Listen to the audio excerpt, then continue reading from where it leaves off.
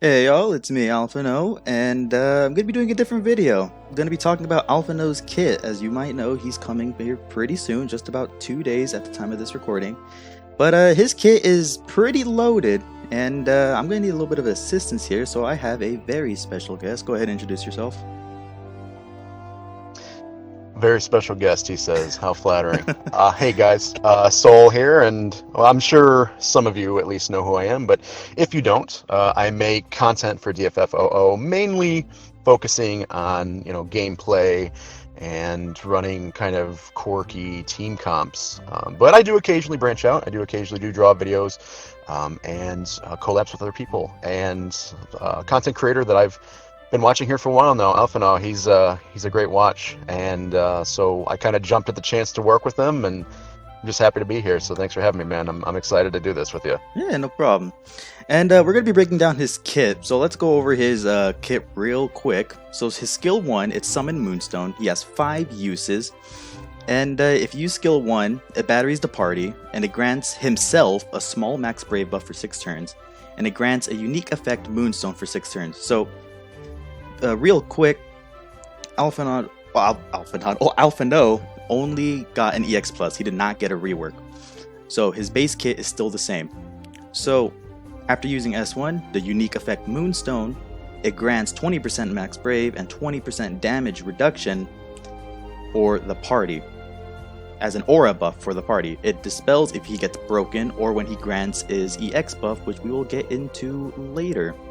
While Moonstone is active, his brave attack becomes Sick, which is 2-hit magic single target brave attack, and it parties the battery based on initial bravery.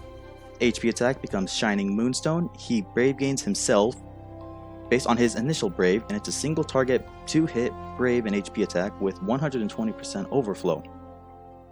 Now here is where Moonstone gets pretty ridiculous.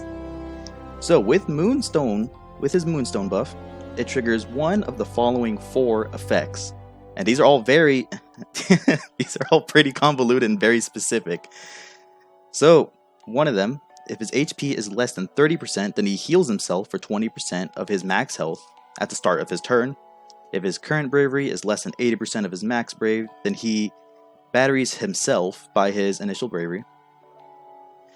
If his current bravery is greater than 80% of his initial bravery, but less than 80% of his max brave, it batteries the party by 50% of initial bravery. If his current bravery is greater than 80%, it grants a buff called Moonshine, and Moonshine offers him 20% attack and overflow for 1 turn. Additionally, he also starts the quest with 6 turns of Moonstone. This is a very convoluted. Yeah, I would say that this skill 1 is easily one of the most convoluted in the game, if not the most. It's pretty strange how just absolutely loaded and kind of RNG based it is. Yeah, it is kind of RNG. RNG in the sense of it's very hard to manipulate his bravery to get the result that you want, because these are all very, very specific conditions. So if I were to boil it down, it'd just be if his health is low, he'll heal himself. If his bravery is high, he gets a buff. Otherwise, he either batteries himself or batteries the party. Yeah, that's what I meant. It's like where some characters you kind of want to manipulate and doing what you're doing, and he's just kind of he just does his thing. It's very specific. Okay, and his skill 2. Oh, did you want to finish your thought? Nope. Okay. Go ahead, man. I kind of cut you off there. His skill 2, Energy Drain, it has 7 uses. It's a 4-hit magic single target brave and HP attack with 120% overflow. It heals the party up to 20% of their max HP, and any excess healing is converted to bravery. His AA skill, it's called Bravery Gen All. It has 2 uses. It grants Bravery Gen, so 40% initial brave, and it boosts the party's initial brave by 10%. So it's a regen based additional ability. You can have some nice regen memes going on around there. Now, his EX skill. It's pretty loaded. Oh man. Obsidian combination. It's a slow recharge. base version of Obsidian Combination is a 6-hit AoE Magic Brave and HP attack with split HP damage and 150% overflow. It has no action delay, so he gets his next turn right away, and it does not add to the turn count. And at the end of it, he recovers bravery based on 30% of the HP damage dealt. At EX Plus Limit Break 3, the 6-hit AoE magic attack becomes 4-hit AoE magic attack initiated twice. So he can dish out a lot of damage in just a single turn that technically doesn't even add to the turn count. Yeah, he really, his EX is very, very powerful. And something to mention is that brave that he gets back, that 30%, that's based on the total damage inflicted. So what I mean by that is, let's say you're fighting 2 chaos bosses, right? And you do 50,000 damage to both of them. Well, the game is going to treat that as 100,000 damage inflicted, so then you're going to get back 30,000 brave, whatever the number is.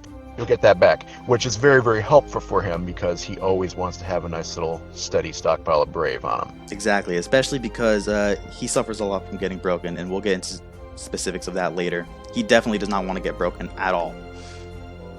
Okay, after using his EX, it dispels the Moonstone unique effect, and he grants a unique effect called Obsidian for 4 turns, and he also grants a framed buff on himself called Shadow Flare for 8 turns. Obsidian, the unique effect Obsidian, he grants himself 20% max brave and attack up, and it dispels if he gets broken or when he grants himself Moonstone. So if he uses his S1, he's going to lose Obsidian. And his framed buff Shadow Flare, it grants himself attack and max brave 60%, lowers all enemies' speed by 10%, and it deals brave damage based on the enemy's initial brave at the start of the enemy's turn. So he has a framed buff on himself that functions like poison on the enemies, and that's pretty good, if you were to ask me. That is really good. That's really good because you think about, especially moving forward, how many bosses like to start cleansing themselves, during certain parts of the fight, and so having, or like we just saw with the latest mission dungeon, with the chimeras, where they like to, and the griffins, where they flood themselves with all these frame buffs. Well, because the effect is on him, you don't have to worry about that getting pushed off. So it's kind of, as long as you have that obsidian buff, it's kind of like a permanent poison effect on the entire enemy party. Makes him useful even on poison immune stages, because you still have that poison. Oh, absolutely. Yeah. I mean, he's really, you can take him really in any stage and benefit from that for sure. I mean, that's kind of like a universally helpful effect. Absolutely. While Obsidian is active, Obsidian Carbuncle will do one of the 2 following actions on Alphinaud's turns. It'll grant himself a buff called Obsidian's Radiance for 3 turns, and if Obsidian's Radiance is already granted, then he just gets Brave Recovery based on an initial Brave at the start of his turn. Obsidian's Radiance, it's a framed buff. He gets 20% Max Brave Overflow, stolen Max Brave Overflow, and it increases his Brave damage on debuffed enemies by 20%. So he can start dealing some really nice HP damage, some shaving. He's really good at it.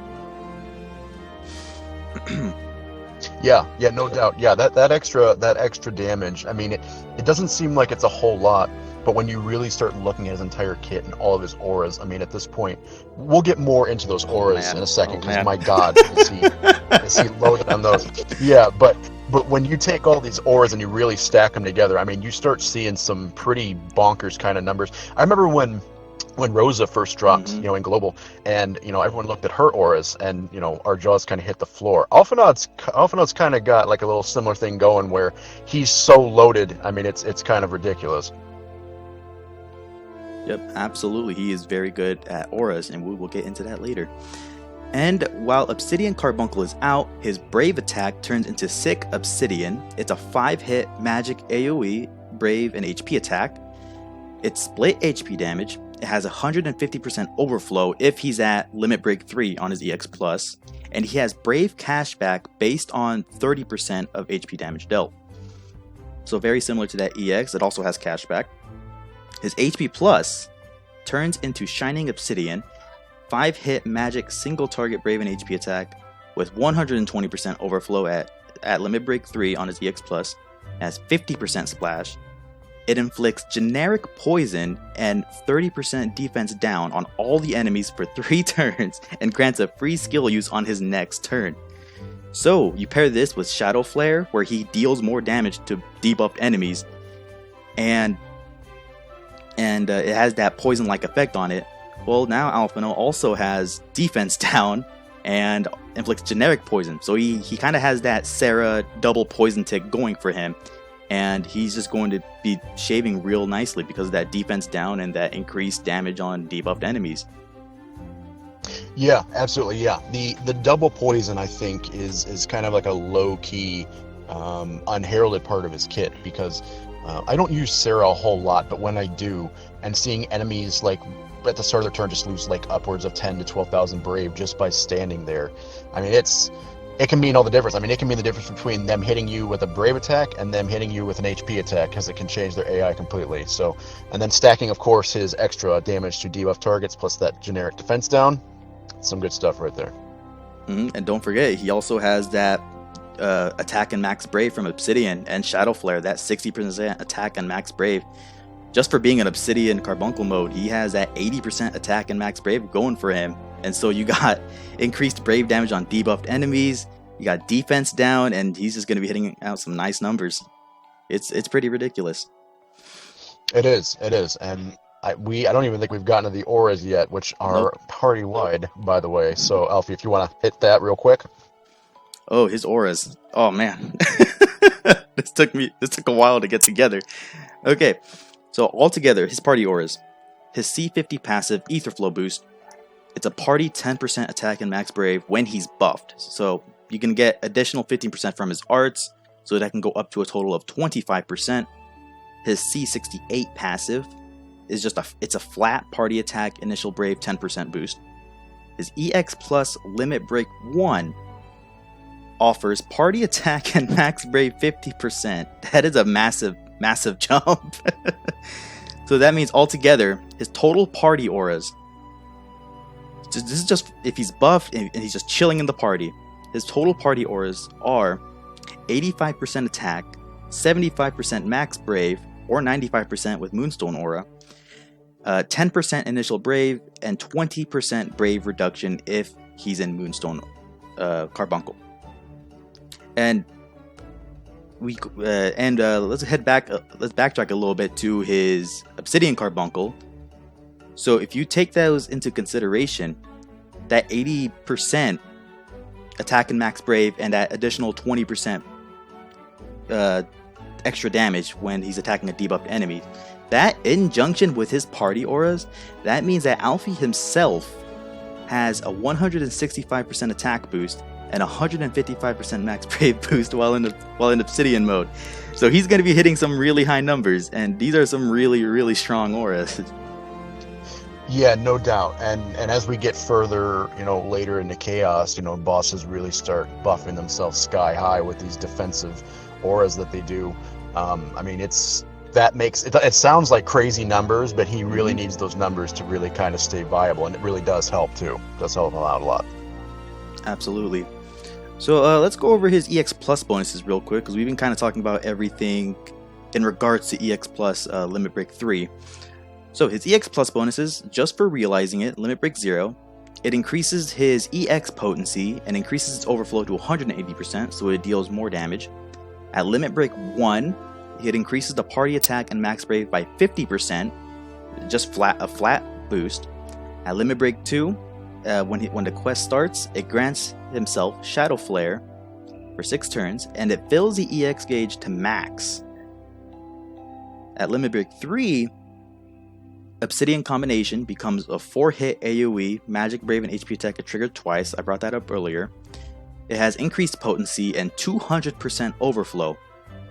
It also turns Sick Obsidian into Sick Obsidian Plus, which is the same thing, but it adds a potency increase and 150% overflow. It turns Shining Obsidian into Shining Obsidian Plus, which again is also just a potency increase and adds 120% overflow. His sphere, it is a C-type sphere. it is party attack and initial brave increased by 5% for 3 turns after he grants a buff. It can be any buff, it can be an ally buff, it can just be a buff on himself. Just any buff. Doesn't matter who it's on. Now for budget, now that we know all of his limit breaks, for budget, say like you got Ida. Say you were pulling for Ida, but you got Alphi's kit in the meantime. I'm always down for O3 for entropy fodder. I think O3 always works for entropies, especially on the lower levels as we get more summon boards and higher stat increases. But for regular chaos use, if you were to really ask me, I think at bare minimum he wants 1 ingot in, because that 50% party attack and max brave is massive. You don't want to miss out on that. Yeah, I 100% agree with you. I would think this character to me is one of 2 tiers. You either put him at 1 out of 3, or you put him at 3 out of 3. His 1 out of 3, that 50% party attack and max brave aura is permanent aura. There's no, there's no condition for that. It's just you put it at 1 out of 3, and there you go. He could be T-posing in the background, and your party's getting boosted. You go to 3 out of 3. Now, all of a sudden, this EX now is doing, like you said, it's doing 4 hit AoE Brave HP attacks twice, and it turns his Shining Sick and his Shining Obsidian to their plus versions, which hit much harder. They have extra overflow. So I really do think that he's either 1 or 3. His 0 out of 3 is, it is what it is. If you want the ingot, then I guess he can function there. His 2 out of 3 is okay. I do like the EX gauge at max right from the start, because that lets you get, the Obsidian Carbuncle right off the bat, which is great. But for me personally, he would be at bare minimum 1 out of 3 for sure. For regular chaos use, absolutely. Again, O3 always works for entry fodder, and yeah. So we just went over his kit. It's a very, very loaded kit. Oh man. So Alphi, I'd say he's a very versatile character. With his EX Plus, he now has 2 different types of modes. Moonstone Aura, it's a more support-oriented mode, and his Obsidian, it's more DPS-oriented because he has a whole bunch of attack up and all that shenanigans. So he's a very versatile character. He also has healing, debuffing, some battery. He's very flexible. He offers a lot of utility, so you can pretty much slot him in most team comps. Right, I agree with you, and I think if we're talking about his strengths, I think his flexibility is definitely one of his strengths, because characters that kind of me and Broadway, when we were talking about Arciella, we brought this point up with her. Characters that kind of mind their own business and don't clog up your buff slots but still manage to boost everyone up with auras are some of my favorite characters in the game, because they allow so much flexibility. You can bring in selfish DPS characters that really don't offer anything in terms of auras to the party, because you have this one character that's just so absolutely stacked and you're not losing much. You can also use turn stealers with Alpha, because these auras are constant. So if you want to run Lightning, you want to run Vayne, you want to run Ultimisha, these characters that eat turns like butter, right? They're still getting these auras from Alphinaud. So I think probably one of his absolute biggest strengths for sure is that flexibility.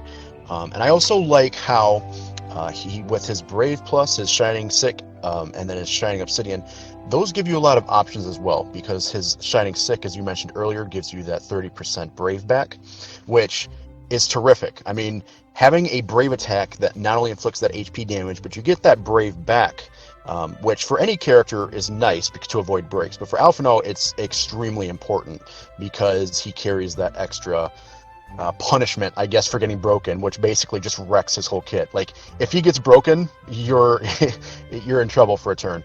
And then, of course, his Shining Obsidian, this thing is nuts, Alpha. And I'm not sure if you mentioned this, but when you use his Shining Obsidian, you actually get a free skill use the very next turn.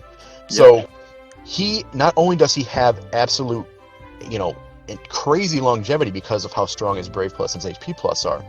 But you're now getting free skill uses every time you use his HP Plus, which, by the way, has a 50% splash on enemies. So you're getting this extremely powerful attack. It's got 50% splash. You can use it infinitely as long as you have a carbuncle, his obsidian carbuncle on, and you're getting free skill uses after every single time you use his HP Plus. I mean, this is like the crown jewel of characters in terms of just doing their thing and just doing it forever. Ramza used to be the king of that mountain for me. Now Alphinaud kind of brute forced him off and said, no, it's my time to shine, guy. And don't forget, it also inflicts that poison and that 30% defense down, so he's really good at controlling that enemy bravery, and he's really helpful at making your party just deal more damage because his auras are just absolutely bonkers. Yep, exactly. Yeah. So yeah, on top of all the auras, and on top of the crowd control from all of his AoE attacks, he's got the defense down, which helps everyone. Having a defense down is universally helpful. And then the dual poison effects. That can be the difference between a brave attack and a potentially fatal HP attack. Yep, absolutely.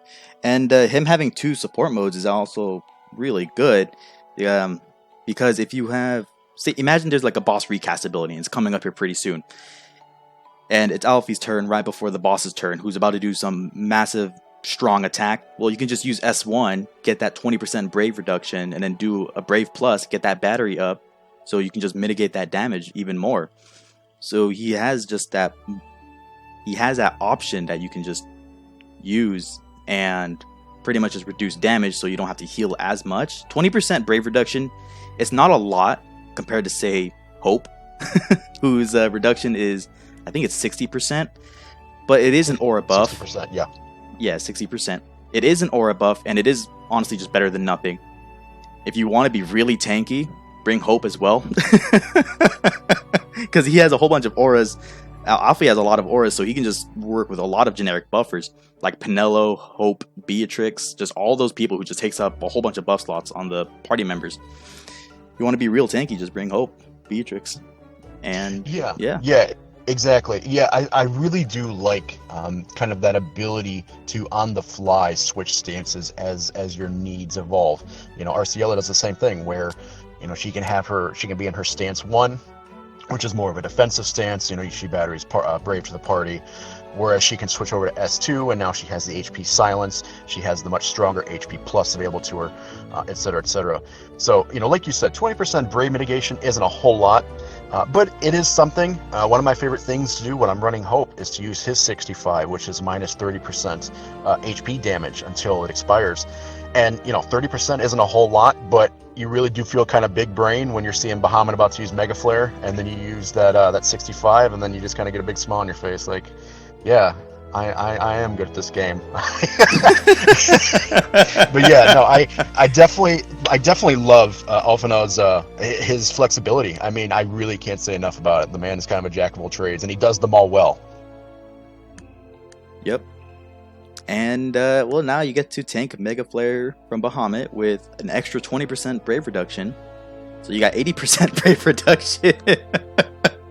Oh yeah, Alphinaud plus Hope. Yeah. Oh, that's just stupid. I mean, oh my God, you're not taking damage, and then make Beatrix your 3rd slot, and well, you'll be pushing boss off left and right. That'd be fun. The boss can attack all they want, and they just won't do anything. Yeah, it'll be like punching an iron wall. But hey, so we talked about his strengths. Now, every character, of course, has their strengths and their weaknesses. So, in your opinion, Alfie, what are some of his kind of biggest strengths that players that are thinking about building him up should be aware of? So, Alphinaud, he still suffers greatly from getting broken. If he gets broken, he loses whatever carbuncle mode he's in. So if he gets broken Obsidian, he loses Obsidian. He also loses Moonstone if he gets broken. So he just does not want to get broken at all, because it hurts him a whole lot. The last thing you want to do is use his EX and then get broken immediately after and lose it right away. That is very, very bad. Additionally, his cashback is 30% based on his HP damage dealt. If a boss's defenses are incredibly high, or if his HP damage is pretty low, the cashback is going to be really weak, making it easier for him to get broken. So he definitely does want to be hitting high numbers regardless. because that cashback is very, very important, and he does not want to get broken at all. Additionally, his Shining Obsidian, the skill that grants him his free skill use, it does not have Brave cashback, so it leaves him open to getting broken while getting a free skill use. So you kind of have to be careful about when you want to get that free skill use versus whether you want the Brave cashback or not. Yeah, you don't want any character getting broken in this game, but Alphinaud is a character that carries that extra kind of sledgehammer to the gut if he does get broken, because what it does is it basically forces you to S1 at the very minimum next turn, and it kind of messes up his rotation. Now, as you said, being broken is bad, of course, and plus with high defense, if you're not getting as much Brave back or you use that HP plus, you have to be very careful to get the most out of him, because again, a break is so bad. Something else to consider is that he does have healing, but it's not super potent. So if you're using him as your only healer, you might find yourself in a situation where you need to heal the party up, but energy drain doesn't really give him any Brave back. So you might have to heal, and then you put yourself in a situation where, oh god, I'm for sure getting broken, and then he gets broken, and then things go kind of haywire. So it's something you definitely have to consider when you're thinking about using his skill 2. The skill 2, of course, is going to charge that EX up, but then it carries that risk if he gets broken. There's also some bosses that have kind of insta-break tactics. I mean, we're about to see, a very lovely Chaos, Charles Chaos. Oh, it's going to be so much fun. Can't wait to do that again. Yeah. So you have to be aware kind of beforehand when you're going into a stage what the mechanics of that stage are, because Alphinaud, if you bring him to the wrong stage, he might get slapped around pretty hard, and it's going to be harder to kind of get him to his full potential. Mm-hmm. He does have excess Brave from healing, but it's not a lot to protect him. It's not a lot at all. He can solo heal in certain fights, primarily fights that are more Brave oriented. Like in this recent one, the Chimeras, they do a whole bunch of Brave attacks, and they don't do a lot of HP attacks until the very end, so he could theoretically solo heal. It just depends on the fight itself. Exactly. And something I think we should definitely discuss as well is, those weaknesses of Don't Get Broken, who can we pair him with that will really help mitigate that? And number one for me is tanks. If you pair him with a tank, let's say Snow, let's say Zac, Celeste, you get a provoke tank. All of a sudden, you don't need to worry about getting broken now unless they're doing an all attack, because now he can just do his thing and they're just going to constantly go after that tank. I love the idea of pairing Alphinaud with Snow or Zac, because those two are going to make Alphinaud goddamn near invincible, I'd say, just because, again, unless it's an all attack, you don't got to worry about him getting clapped. Exactly. I was about to say the same thing as well. Tanks are his best friend. Anything that prevents him from getting targeted. And heck, if you want to, his auras are amazing. Heck, slap Rosa onto the team. Rosa, Zac, Alphi, one swole soldier boy. Yeah, or another type of unit you can pair him with are battery characters.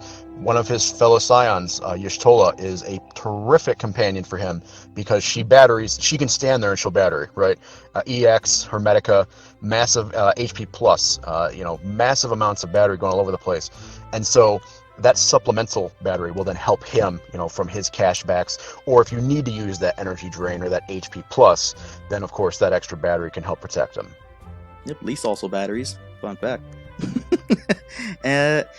Okay, another thing to keep in mind, while he's in Obsidian mode, Alphi does not do any party battery whatsoever, so he's unreliable for solo battery, and most of the time he's going to be in that Obsidian mode unless you prematurely end it by using S1. So because of that, you definitely want to have another battery in the party. Yep, definitely agree. Yeah, I think a good way to look at him is his white carbuncle is definitely a defensive stance, and then his black carbuncle is just kind of offense. He can protect himself a little bit, but when he's in that obsidian carbuncle stance, which ideally you kind of want to be in that, I'd say roughly 90% of the fight, you're going to need some help. So you're going to need a designated battery or a tank character to kind of help him out. Absolutely. And also another thing to keep in mind, his potencies are a little bit on the lower side because it's being offset by the fact that he just has so many auras and so many things boosting his attack. And pretty soon here in the following month, there's going to be Brave damage reduction being introduced, so that's going to hurt Alfie a whole lot more.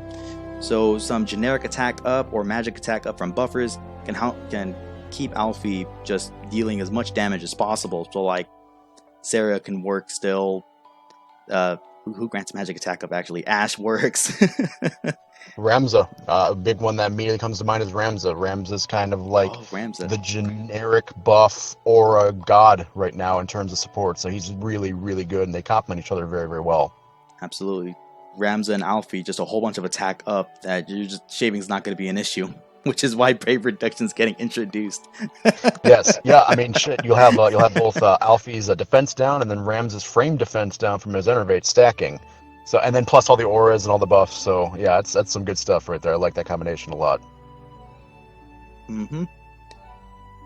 So should you pull? This is a should you pull, and not the sense of you should get this character or anything like that. This is a should you pull because it's going to be based on your roster whether or not you need this character.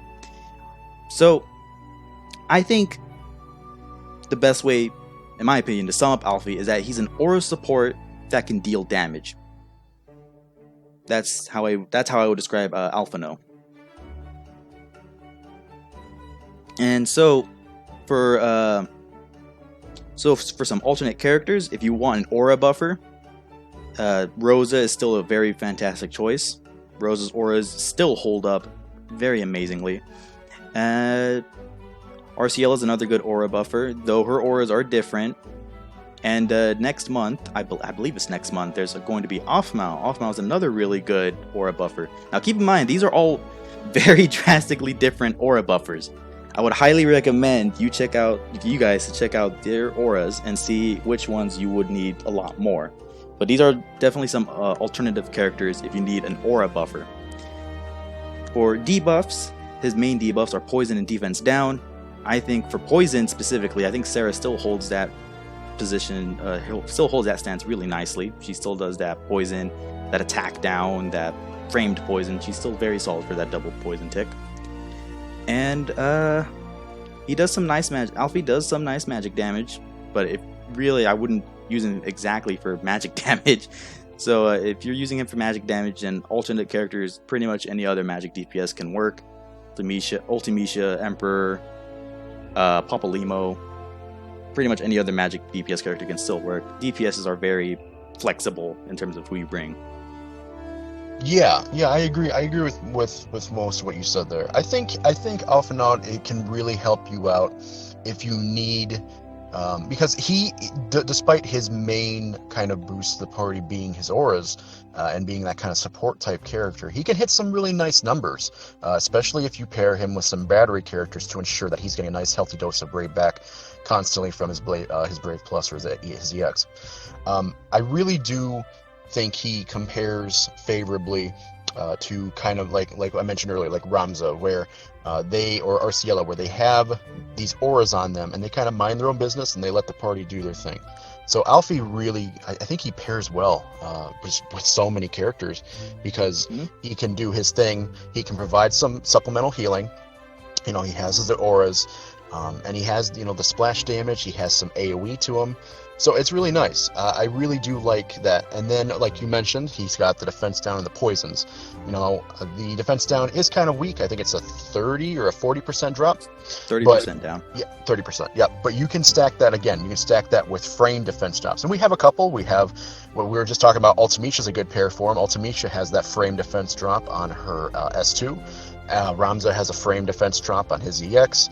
So you can really stack, that defense drop with some framed defense drop characters and do some really nice things. Now, if you wanted to do something crazy, you could pair like Alphinaud with Sarah and have a triple poison effect going, And then the bosses, unless they battery themselves up, the bosses aren't going to have like anything more than 0 brave like every single turn. That's a little silly, but they actually do function pretty well together. So that's definitely an option. But yeah, I definitely think that moving forward, and something to keep in mind, everyone, is we aren't that far from Burst Era. We are pretty damn close. I think we're 2 months? 2 months. 2 months away. And next month is the last EX only month, I believe. Yeah, I think you're right. And so with every character coming up, I really think, you guys need to ask yourselves, is this character I'm drawing for offer something new, or is this filling a hole in my roster? Because Burst Era is coming up, and we get the LD weapons, which have a pity amount of 75,000 gems, and then the burst weapons, which are 125,000 gems. So, we're not playing in the kiddie pool anymore. We're going to be diving in head first. And so, I would highly encourage you guys, like Alfie said earlier, to do some side research on your own. DissidiaDB.com is a terrific resource for that, and it lists auras and potencies and all sorts of things. Mm-hmm. But I would highly encourage you guys to do your own research here moving forward, because it's so important, because resources are about to get so much more important here very soon. Absolutely. And another great resource is the Tom Bayer Troops infographics.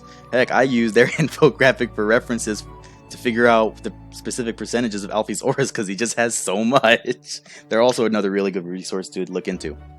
Oh, absolutely. And I want to give a big thank you to Inkwelder from the Troop, because he provided me with some very helpful data for this collab. They do great work. But I do think Alphinaud, with all that being said, and Burst Era being right around the corner, I do think he is worth a draw if you're interested in him, because he does kind of offer some unparalleled damage and longevity, especially on a hybrid character. He's not, I don't think you can classify him as a magic DPS, and I don't think you can classify him purely as support. He's a very good example of a hybrid, and he does a lot of things well, and he offers tremendous flexibility. So I would highly encourage you guys to take that all into consideration when you think about building him. And of course, as usual, if you like the character, just pull for them. You always pull whoever you like.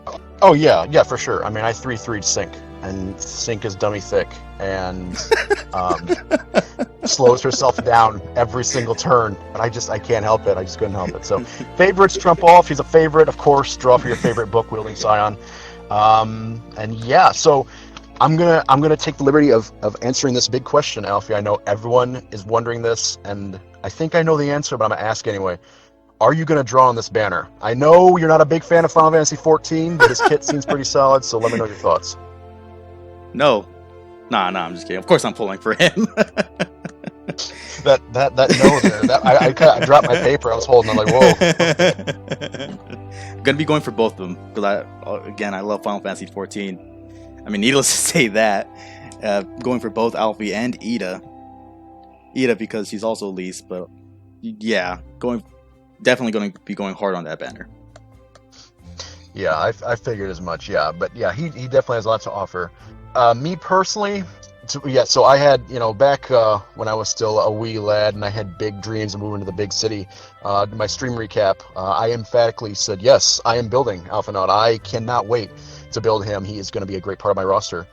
And then a week later, I started looking at my ingots, and I started sweating a little bit. And then I 3-3'd Cypher, who I was not originally planning on 3-3'ing.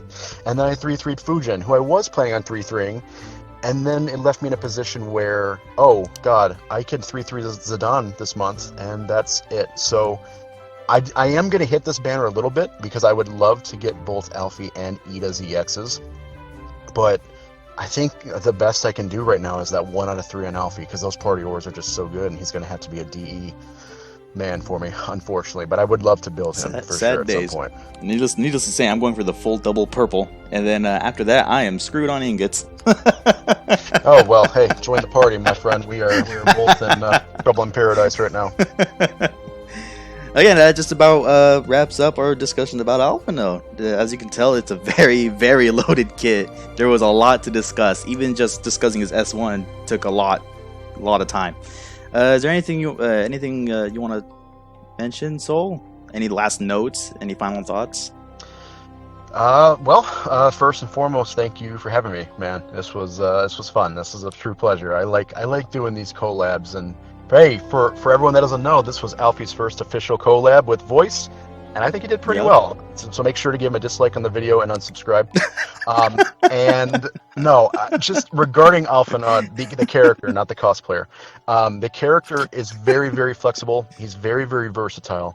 He's the best way to look at him is a hybrid. He's a hybrid support / DPS, and he does require some thought to use. If you're not a big fan of characters that you have to consider, kind of in advance what to do, then you might not like him because again, he's very dependent on not being broken. And if he keeps getting broken, then he's gonna be a liability to your squad. So I do think though, with us getting close to Burster, I do think he's a nice investment. And there you have it.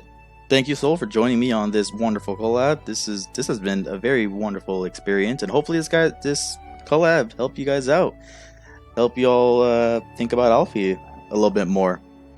And yeah, again, this is Soul.